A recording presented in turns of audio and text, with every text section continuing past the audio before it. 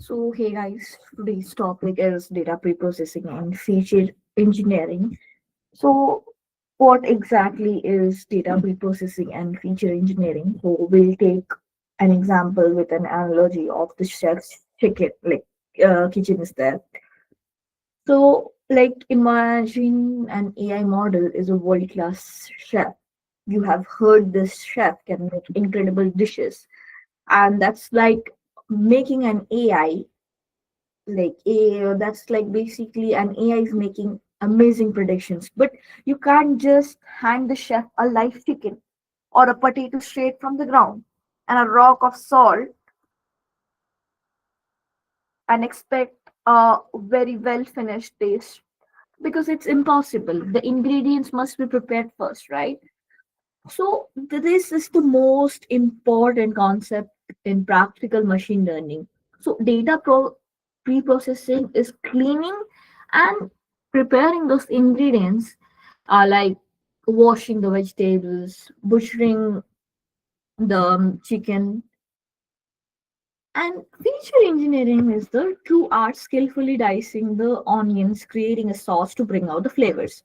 So the core rule and the reason we are here today is simple because AI models only understands numbers. So our job is to be the kitchen staff and who turn messy real world data like dates, text into clean, meaningful numbers the chef or AI can actually cook with.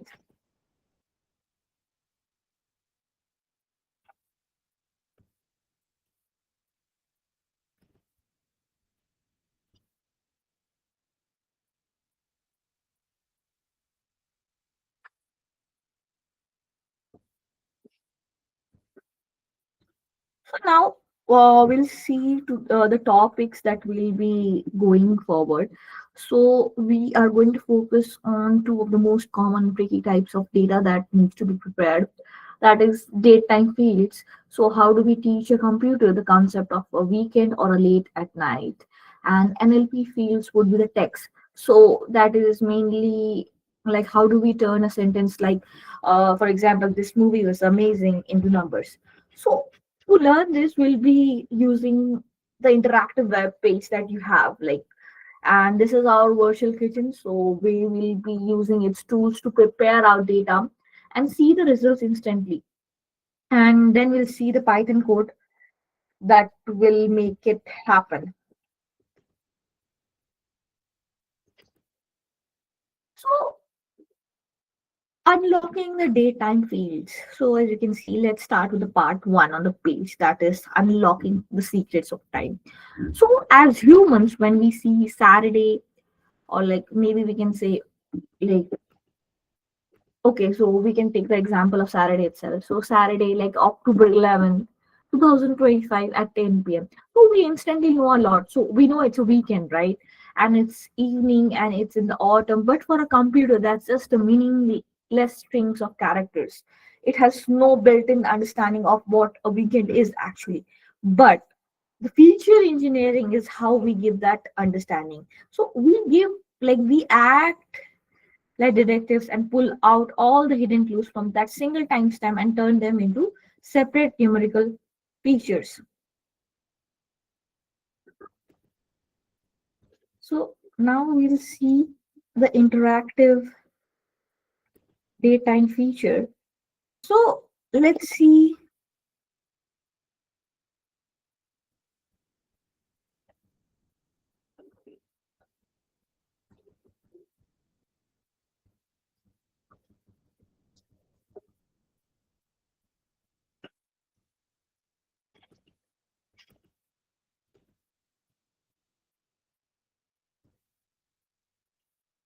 So first January on 2030. So that is an and we'll change the time as well.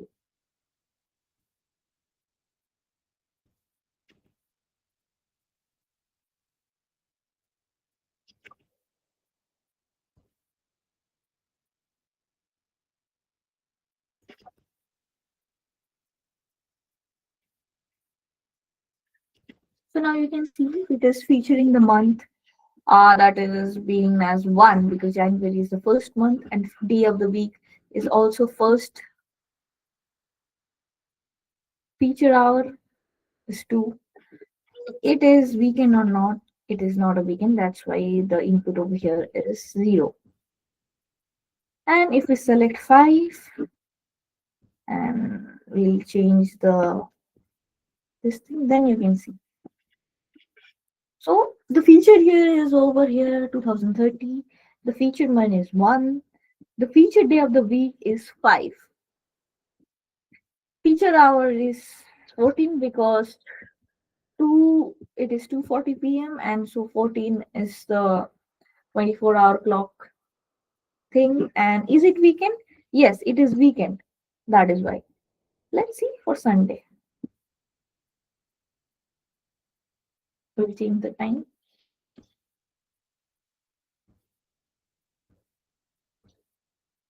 See. So like we can see this right because we have turned a single piece of text into multiple numbers that an AI can use to find patterns. It could learn, for example, that sales are higher when weekend is one or when hour is between 17 and 20. So this is very useful. We can see the interactive dates. So now we'll change it to okay, February also we can check. So whether the month feature month is working or not. Check that. Okay. See.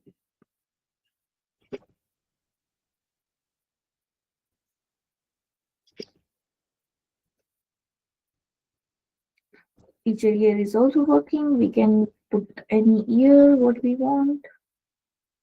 In the future, we can use check.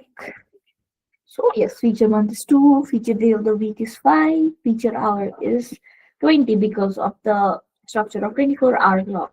So is it weekend or not? It is weekend because it is on Saturday. That's why one is there.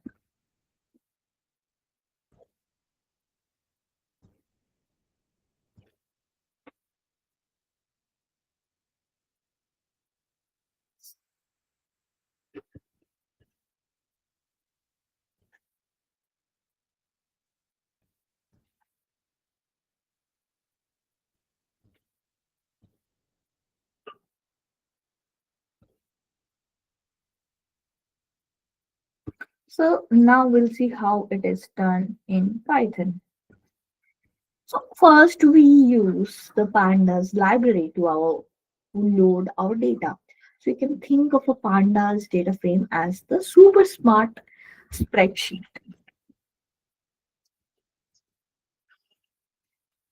Then we create a sample data frame like a spreadsheet. You can see the sale timestamp and the data is there. So 11 October 2025, 6:25 p.m.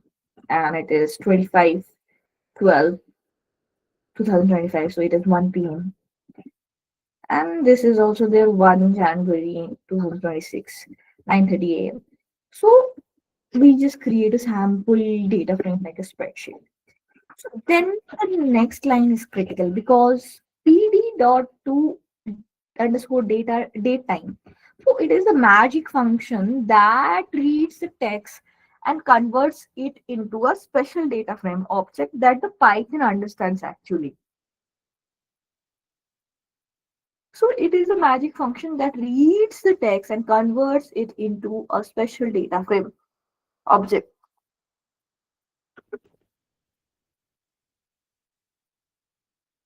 Then the second step is to convert the text column to a proper date time format. So the error space are course because that will turn any unreadable dates into NAT that is not a time.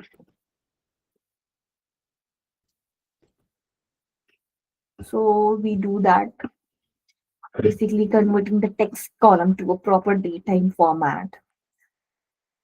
Then comes the engineering part. So that is basically extract new features because the .dt accessor is the key to unlocking daytime components. Because once we have a daytime object, we can use the special .tsl. So you can think of it as a key that unlocks all the hidden information.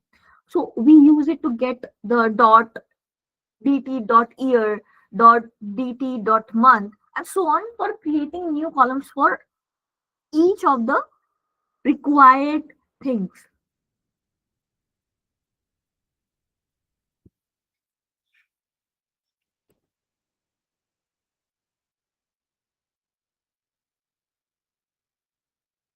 So day of the week is also there.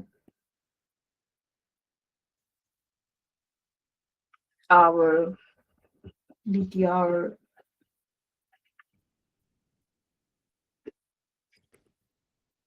So now we can pay attention to this weekend actually because it has a clever trick because it creates a true or false condition. So day of the week is greater than or equal to 5 when the dot as type int part turns true into a 1 and false into a 0. This is how we create those binary flags. So this line is crucial for knowing the whether the day is weekend or not.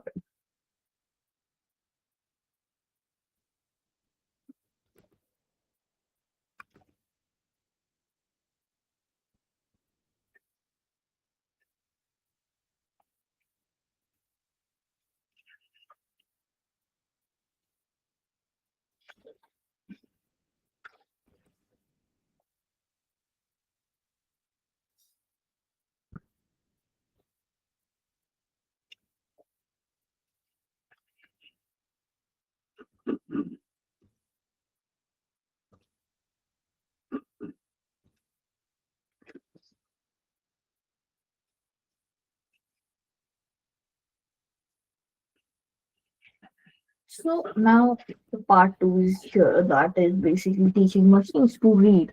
That is NLP fields. So that is basically explaining the NLP pipeline. That is teaching the machines to read. So this is just wait a second.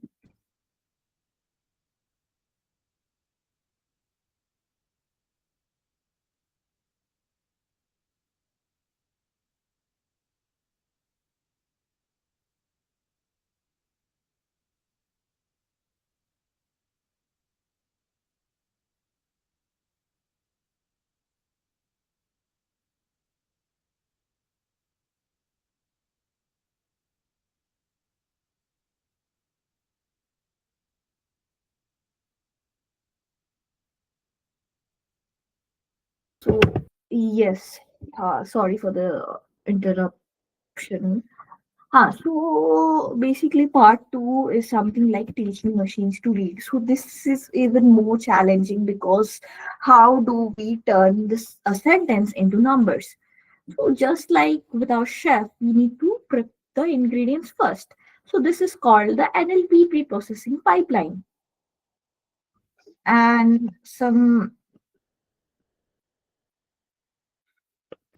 definitions would be like for tokenization. So we chop the sentence into a list of individual words or tokens. So that is just basically dividing the sentence into a list of individual words. That is something tokenization. And stopword removal is something like we throw away the boring common words like the, is, a, in. So they add very little meaning and just create noise, right? So we just want to focus on the important words. So let's test this idea and scroll down to the first activity. What is that?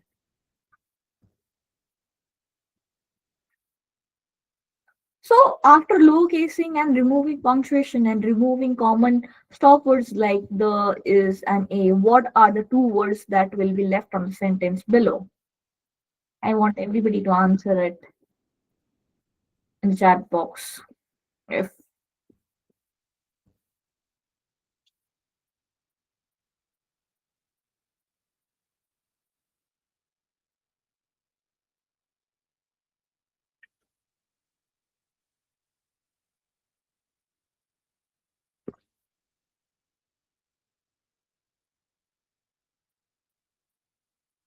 Guys, please answer in the chat box. So I've just explained this part about.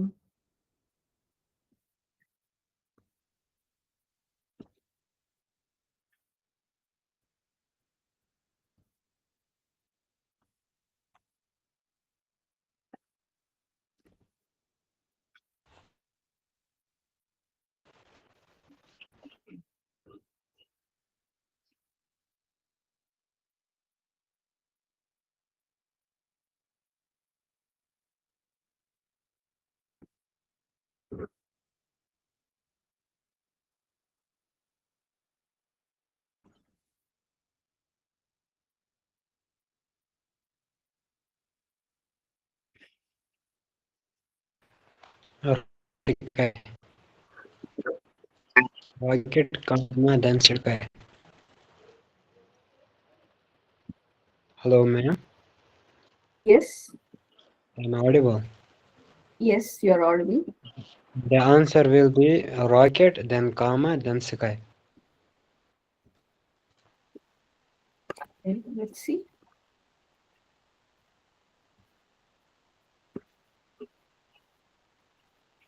Yes, that is correct.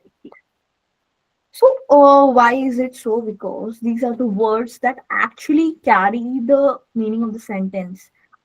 And this is the goal of pre processing, basically, to isolate the important signals. So, that is why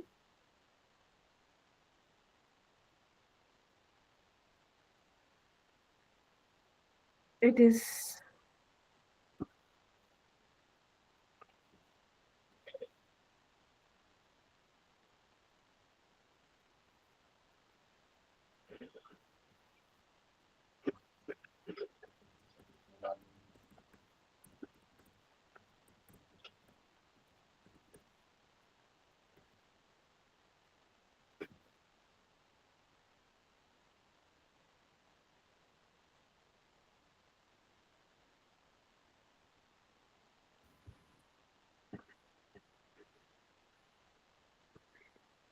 And yes, so and one more thing. So why commas are used in this? Because they are used to separate the items in the list. So basically, after pre-processing steps, so lowercasing the and removing punctuation and removing stop words. So the sentence that is this rocket is in the sky is left with a list of two important words, that is rocket and sky. So to show this as a simple list in the answer, the comma is used to separate the first item from the second. So just like you would do in a grocery list, that would be milk, eggs, bread. So it's just a standard way of representing a sequence of items. So now we will see different examples.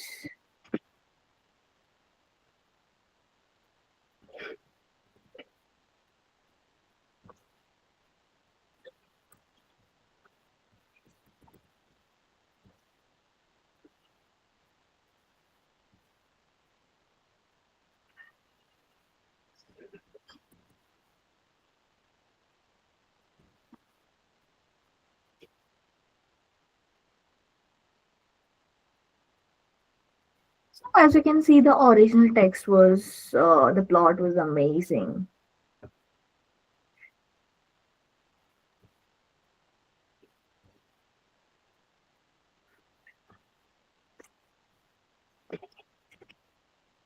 Wait a second, it got again. So yes,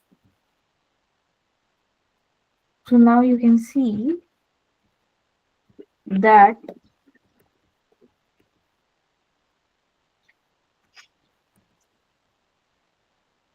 So in the original text, you can see the plot was amazing, but the acting was a bit weak. So after clean, lowercase and no punctuation, you can see the plot was amazing, but the acting was a bit weak. So it has removed all the punctuation and it has been like lowercased and tokenized. So tokenization is something like splitting into individual words, and it has also removed stop words. For vectorize, that is bag of words, that is something we will be covering in coming forward sessions.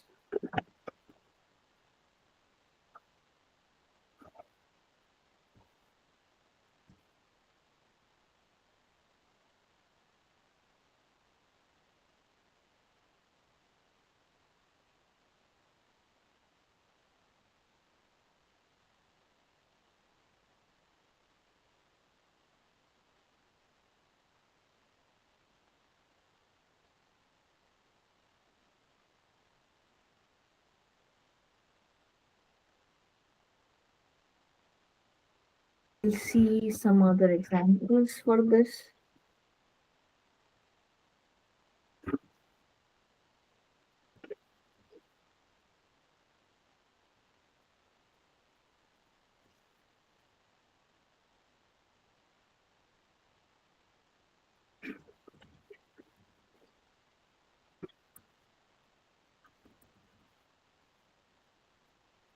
So now you can see the sentence, that is the original text, that is like, this is a fantastic movie, just fantastic. So as you can see, after clean and lowercase, and it has tokenized.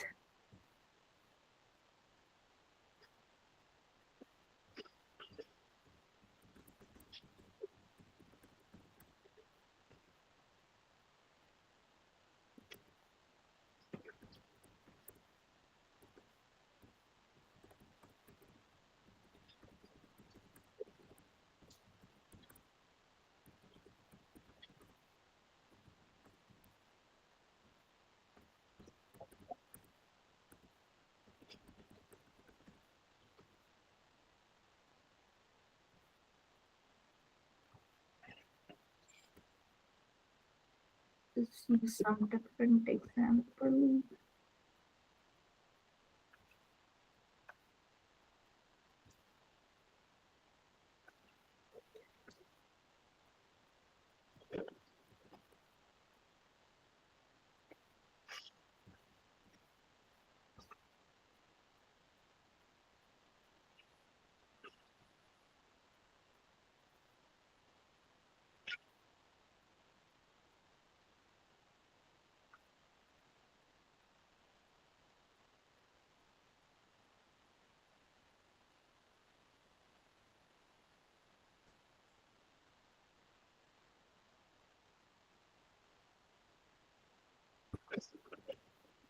For this also you can see that it has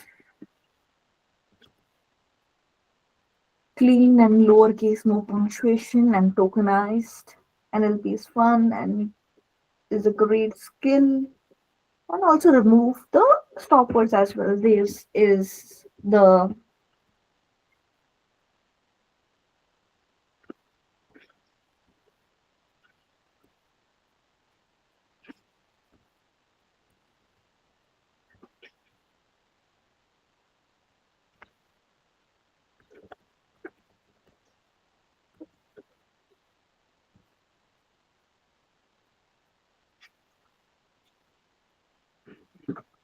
so this is something, that sentence has a repetitive words. But still in tokenization, the words are being repetitive, and since tokenization is something that means splitting of words of a sentence, so that is why the words are also repeated. But as you can see, the stop words.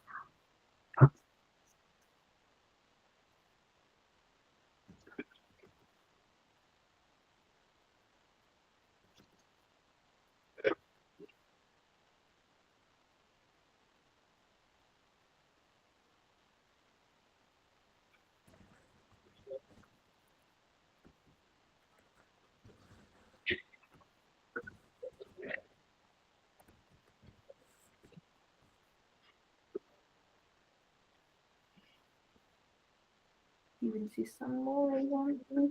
So that is something.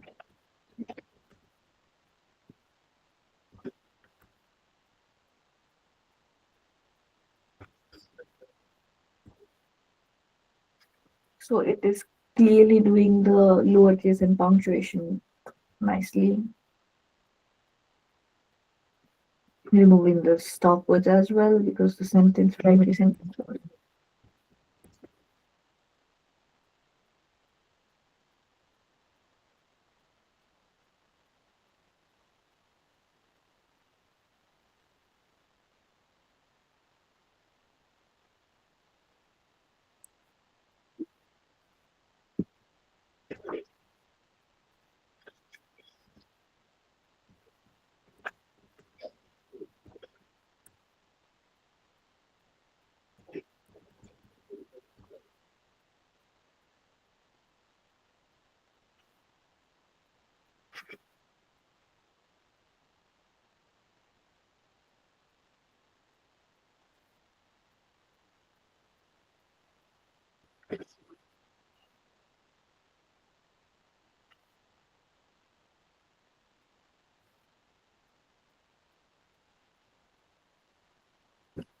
So you can see for this also it has perfectly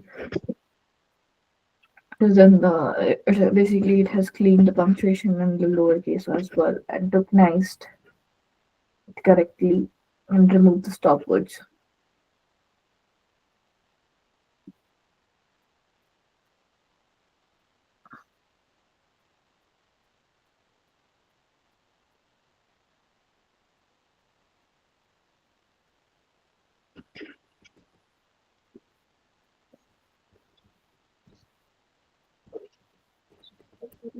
Only the simple one that will be long.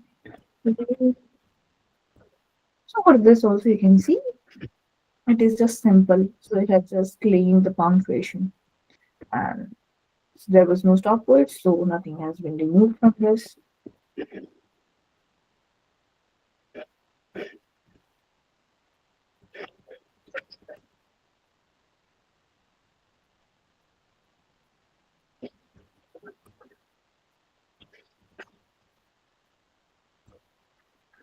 For this you can see because it is a long sentence. So that is why the words are split into a long format and as you can see only two has been removed from the stopwords. Rest of the things are almost present. Could you please? The U has also been removed. Stopwords U to A has been removed. So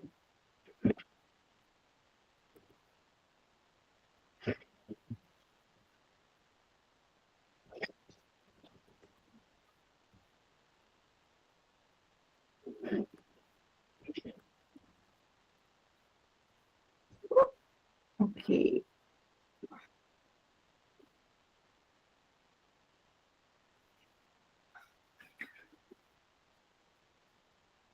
this has been tokenized, and this way.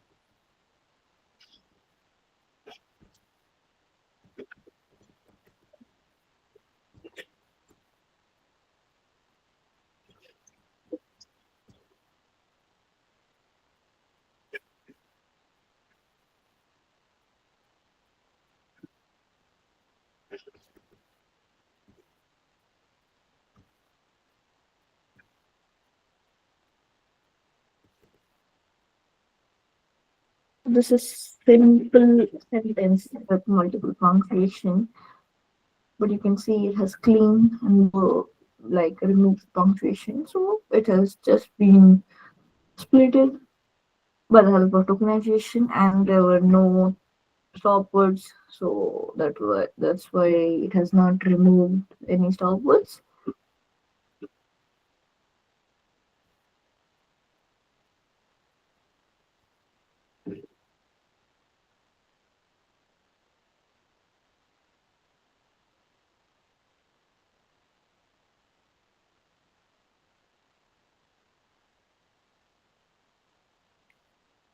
So okay, so now we'll see how it is. done in Python actually. So let's just finish by looking at the Python code for this while our interactive demo shows 5 manual steps. So a tool called Count Vectorizer in skitlearn does all of this for all of this for us automatically. So we start with our corpus that is basically a collection of documents or sentences. Then we so this is the important thing. So then we create the count vectorizer machine. So notice we will tell it stop words is equal to English because it already knows which words to ignore as we have seen the stop words, right? So in the sentence you can understand. So they will remove the words that add little semantic value, that is and, was, and or something. So it will be removing that. That is for soft words. So it already knows which words to ignore. Then, as you can see, the corpus over here is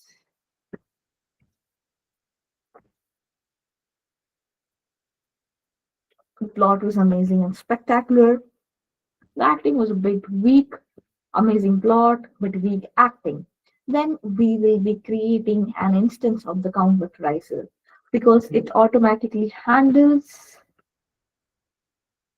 lowercasing, tokenizing, and stop word removal. So that this is how it will be done. And stop words is equal to English because, as I have stated, so it will be removing the words that add little semantic value to the sentence. The was something similar to exactly like that. And then post that we will fit a vectorizer to the corpus to build the vocabulary. So that is the corpus that we'll be having. I will be showing these examples in the interactive lab above. And then, as you can see, the fit transform. Basically, it fits the vectorizer to the corpus to build the vocabulary and then transforms the corpus into a document term matrix. So it is like x is equal to vectorizer dot fit underscore transform corpus. So this dot fit underscore transform command is the magic bullet. So the part that scans our all our text to build the vocabulary list, that is the transform part, then goes back and does the counting for each sentence.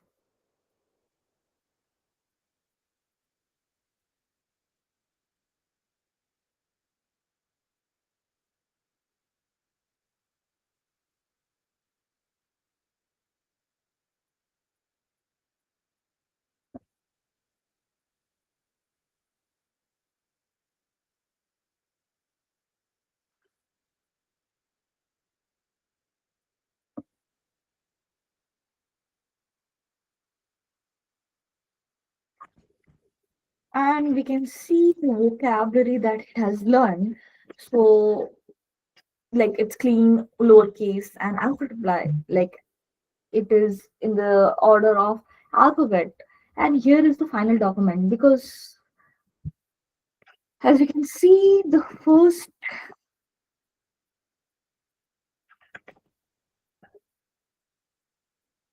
row that would be like, okay, so we will see the examples first. Okay, so we'll see these examples as well.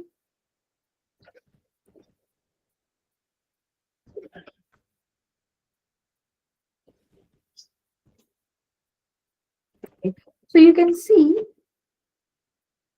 111, right? So that means like it represents the first sentences and the number corresponds to the count of each word in the vocabulary. So it's just exactly the same result as our interactive demo, but done automatically.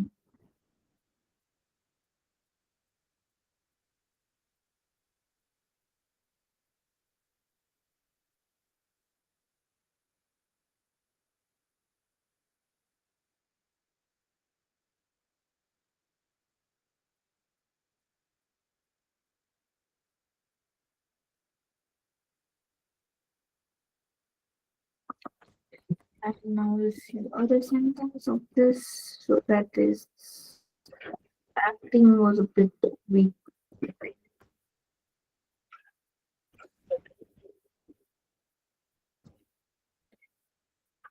Okay, so over here the removed the stop words, the acting, the was a. So three has been removed, and you can see it was tokenized perfectly, and no punctuation is there.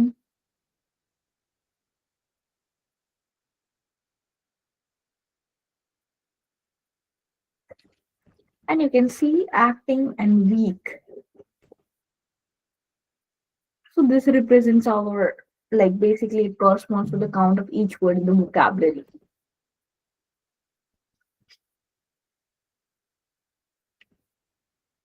Let's for example as well.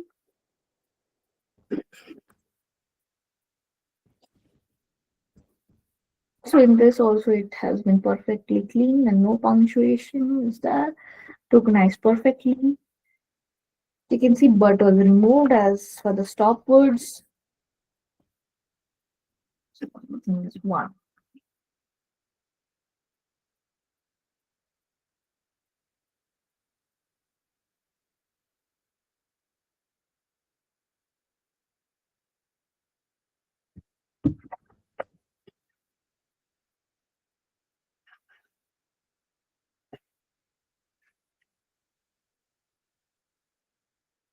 So this is it for today. And I think somebody asked some question at the first. So Sheikh Musma, you had some question, I believe. Yes, ma'am. Yes, please. Ma'am, in last session you teach us about data gathering and structuring. Data will be provided by the company or not? No, no, no. The data needs to be created by yourself. So the thing is that whether you can create synthetic data, okay, with the help of using Gemini or ChatGPT, or whether you can uh, go in Kaggle, or actually it depends upon the management system that you are going to create. So then you Okay, can, ma'am. yeah, gather it because it depends upon the domain as well. Because for medical things, I think there is one website like Clean Scouts. So over there you can get some real-time data also. And for like different domains, there are different sites. So the data is your part. So you will be creating it solely. Okay, ma'am. Thank you. Okay.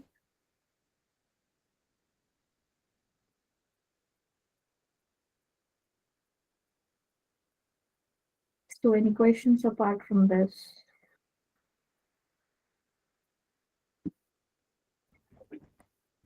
So do you guys need this material that I'm referring to? So if you guys need it, then I will ask the support team to share it to you. Hello, Yes, ma'am. ma'am. Hello. Yes, ma'am. So I was just asking that can you share the material with us of this one and from previous session also?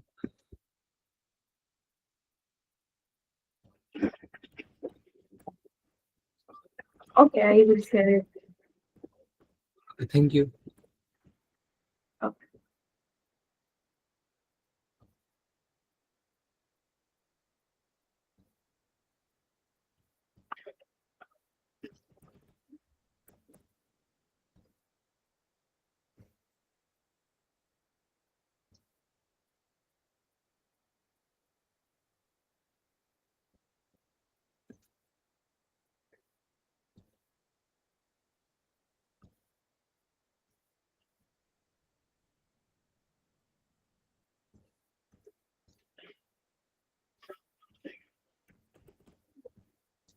Okay, then that is it for today.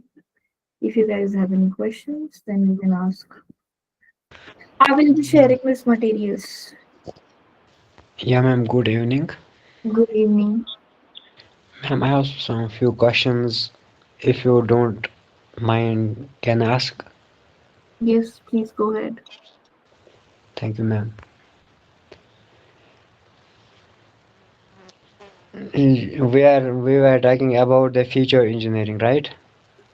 Yes.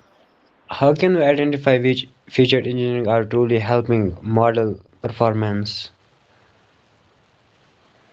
Sorry, can you repeat your question once again? How can we identify which engineered features are truly helping model performance? So your question is like, how can we? How can we identify which engineered features are truly helping model performance? Am I audible? Yes. Okay. So, right.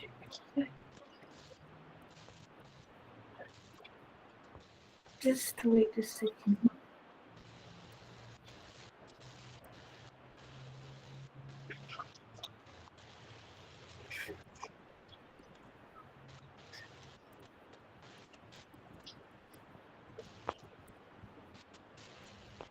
I think basically see feature engineering is something like, as I have stated, like through the analogy as well. So feature engineering is something like skillfully cutting and combining, right? So to create a new science experiment, you can think, you just don't assume it because your features are good or not, because you have to test it basically. Then baseline model could be there and an improved model could be also there. So it depends upon the matrices as well, because as I have we have not went deep into the matrices because RMSE is there, and there are different matrices to evaluate models as well. So accordingly we can do that, and even by hypothesis method as well it can be done. But scientific method is like to form a hypothesis, because if we suppose if I believe that adding is weekend feature will help my model to predict more sales, so then I'll be adding it, because if it is helping my business to do well in a some certain way on the sales perspective, so that is how we are adding some kind of features to enhance our day-to-day businesses as well. And or other way can be also there, we can evaluate different features and compare them. That can be also done. Mm.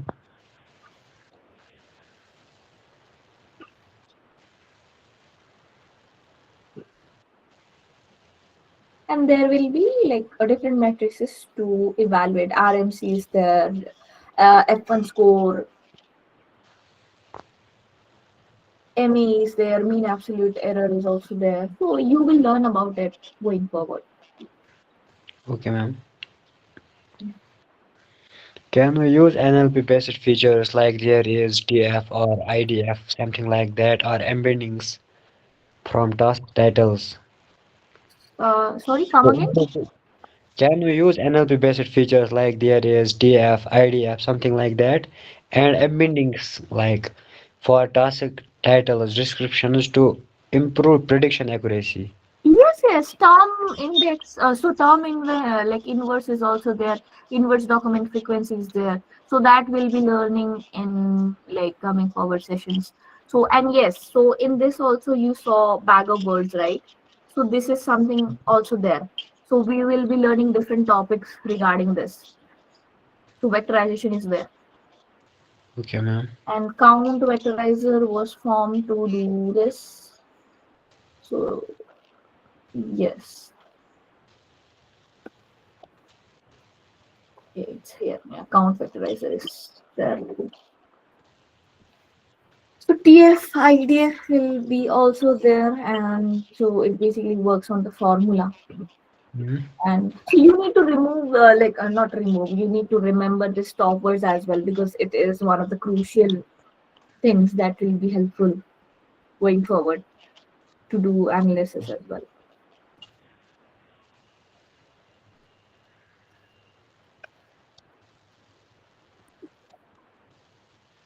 My another question is how do we decide which processing techniques, like there is a normalization, standardization, are the best for given a data set?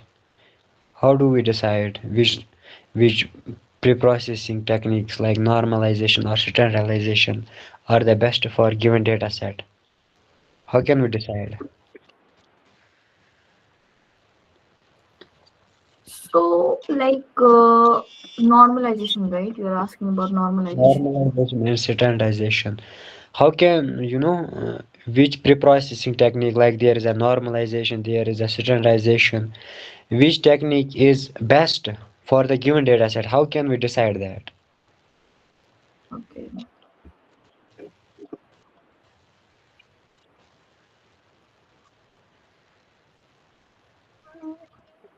So, like, of course, there are various factors. So, like, we can see for normalization, so, like, because there is a crucial step in data pre-processing, so that can significantly impact the performance. So, the core difference is like basically normalization is often referred as like min-max, right? Because Mhm. it rescales your data to a fixed range, typically between 0 to 1. And the formula for normalization is also like x norm is equal to x minus x minimum and x max minus x min. So basically, it means that it is rescaling your data to a fixed range that is there. Mhm. But standardization, on the other hand, that transforms your data to have a mean of 0 and a standard deviation of 1. So this is also known as Z score. But yeah, so your question is like when to choose normalization. Yeah, yeah. So yes, so when we can use normalization is like the algorithm you are using does not assume any distribution of the data. So that would include like k-nearest factors, that is KNN, and when your data has varying scales and the algorithm is very sensitive to the magnitude of features. For example, you can think a distance based algorithms like KNN calculate distances between data points. If one Mhm. feature has a much larger scale than others, then it will dominate the distance calculation. And for normalization, you can also think like your data, you need your data to be on a specific bounded range as well. But for standardization, like we can use algorithm that assumes Gaussian distribution of input features. So this will include linear regression as well. Discriminant analysis is there. For this standardizations, when your data set has outliers. So standardization is less sensitive to the outliers. Outliers are like, do you know what are outliers? Yeah, man. Do you know what is outliers? Yeah, yeah, yeah. Okay. So that is when, and PCA is also there, like principal component analysis is also there. Because standardizations can be used when your data have vast different scales. So that is how we do.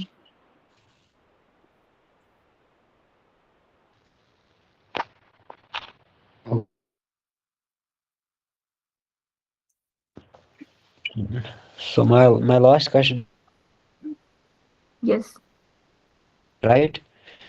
Which Python library is best for pre-processing and this future engineering? There are different libraries like NumPy, Pandas, and other. Which library is best for this? So your question is which library is best for the feature engineering? Python library, yeah, man. This pre-processing and feature engineering.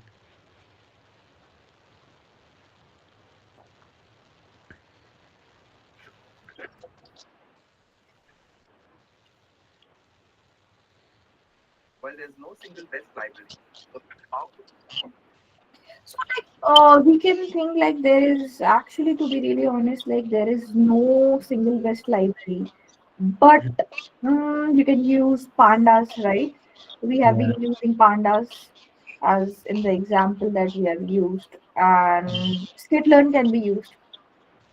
These both are like widely used. Okay, man. Basically, pandas are best for handling missing data, Mm. and skitlearn can be used for this, as we have discussed right now, right? Standardization, normalization can be there. So for this, skitlearn can be used. But specialized for like feature engineering, we can think like we can mostly go with skitlearn. Mm. What about NumPy? That is basically used for like machine learning, right? Okay. So like other AI agents and all, it can be, but I am not sure about this actually. NumPy feature engineering, but I don't think so because we are adding a feature in this. I think they can be used for like highly mathematical functions as well. So if we need something complex, we can create through NumPy as well. Okay, ma'am. So for advanced programs, we can use NumPy because it is more advanced library, right? So yeah, it can be done to like calculate the high performance mathematical functions. So for high advanced this, we can use NumPy only for that advanced. Can be used, but it is like preferred for advanced mathematical Yeah. functions to create new features actually. But for simple features and all, we can go with Skit, Panda.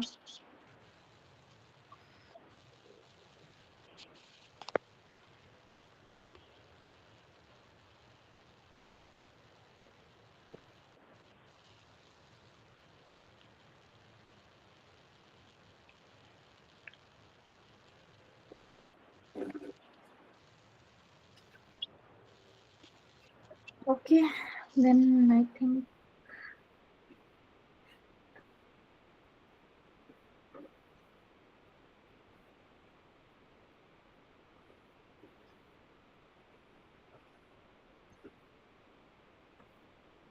What is so this. what Yes, is data frames?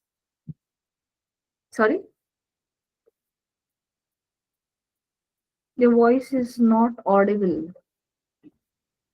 Um, Ma'am, pandas means data frames. Ma'am. For example, many users will be there in single data frame,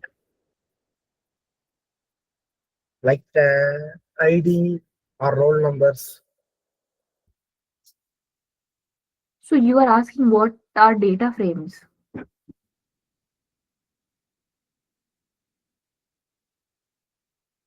Can you type your question in the chat box because your voice is like too low and it was cracking in between. So that will be really helpful if you type your question in the chat box.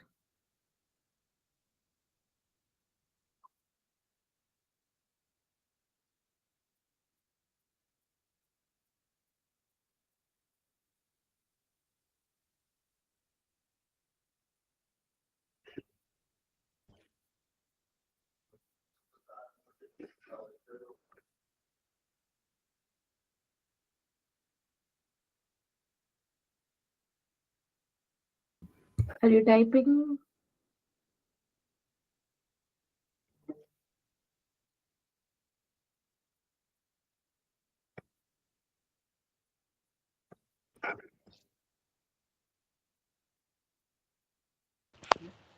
He's asking for explaining the data frame, I think.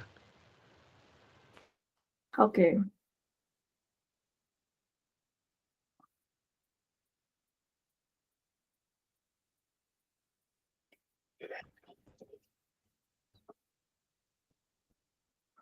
So that is like you can think like data frame is like label data, right? Much like a spreadsheet, as you can see. Not this.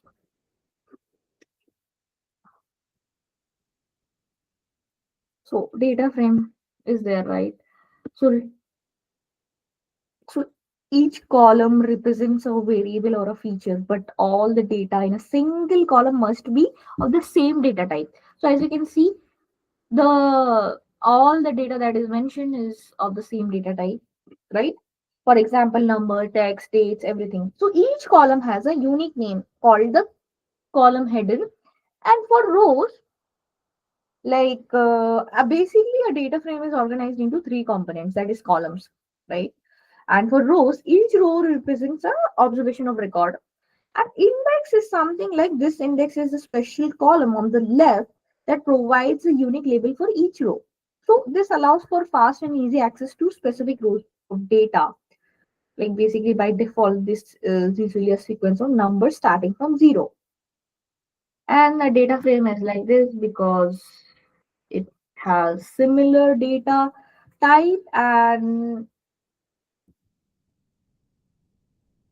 like each column has a unique name that is called column header as well. And data format is also there for time and everything. I hope you are aware of that. So that is basically pretty much about data frame, what it is. So that is basically the syntax, that how it is.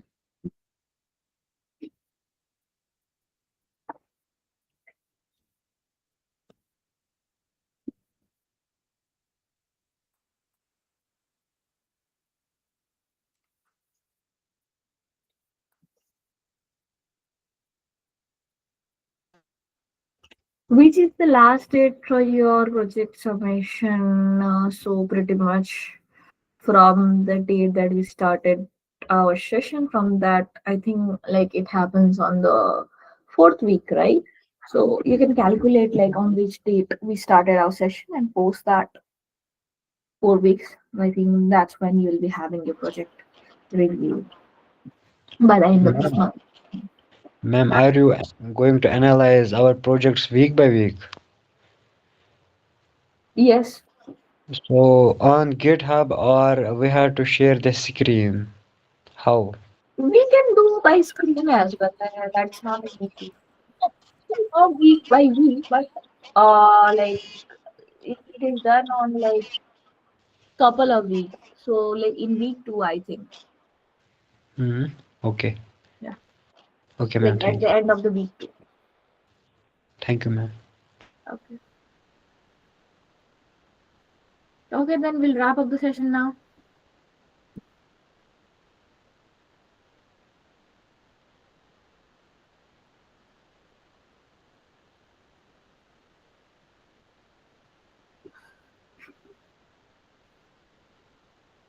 So it depends upon you, like you want to host it in Flash, Streamlit, or wherever.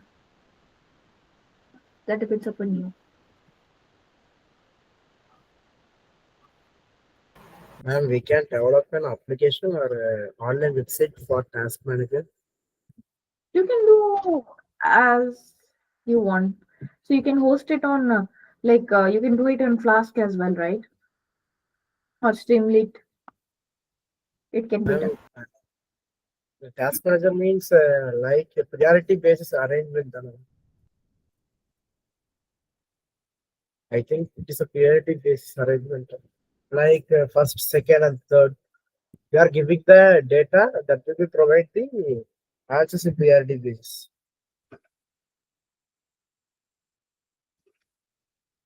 Okay.